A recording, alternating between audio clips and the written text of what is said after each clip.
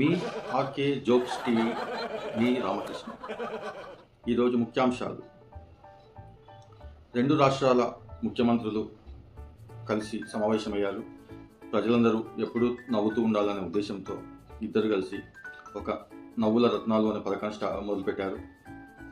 ఈ నవ్వుల రత్నాల పథకం సందర్భంగా ముఖ్యంగా మహిళల కోసం ఉచిత బస్ సౌకర్యంగాను నవ్వుల లక్ష్మి అనే ఒక పథకం పెట్టారు. ఈ పథకంలో మహిళలందరికీ ఉచితంగా బస్సు సౌకర్యం ఉంటుంది. ప్రతి మహిళ ఈ బస్సు ఎక్కేటప్పుడు నవ్వుతూ ఎక్కాలి, నవ్వుతూ దిగాలి, ఎక్కువగా మాట్లాడకూడదు.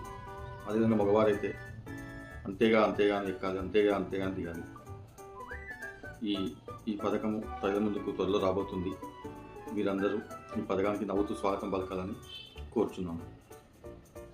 Breaking news. మన సినీ ఫీల్డ్లోని ఒక కమెడియన్ సొంతంగా ఒక రాజకీయ పార్టీ పెట్టారు. నవ్వుల సేన అని ఒక పార్టీ పెట్టారు.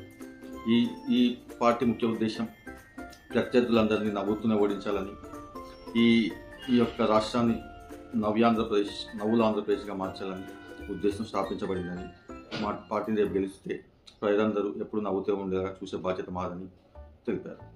ఇక జాతీయ వార్తలు.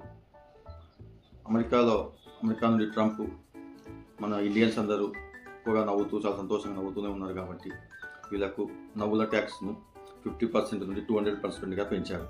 దీనికి గాను మన మోడీ గారు ఎప్పటికైనా నిన్ను నవ్విస్తాను అని ఛాలెంజ్ ఇస్తారు. ఇక క్రీడా వార్తలు. ఈరోజు జరిగిన క్రికెట్ మ్యాచ్లో మొదటగా బ్యాటింగ్ చేసిన జట్టు 0తోనే ఆల్ అవుట్ అయిపోయింది. అలాగే రెండో ఇన్నింగ్స్కి వచ్చిన ప్రత్యర్థి బ్యాట్స్మెన్స్ కూడా 0గా అవుట్ అయిపోయారు. కాబట్టి ఈ మ్యాచ్ టైఅప్ అయినది. కప్పు ఎవరికి ఇవ్వాలి కాబట్టి అంపైర్కే కప్పు ఇచ్చారు.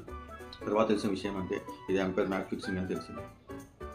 Okay, thank you. నవ్వుతూనే ఉండండి, నవ్వుతూనే చూస్తుండండి. మీ ఆర్కే జోక్ టీవీ.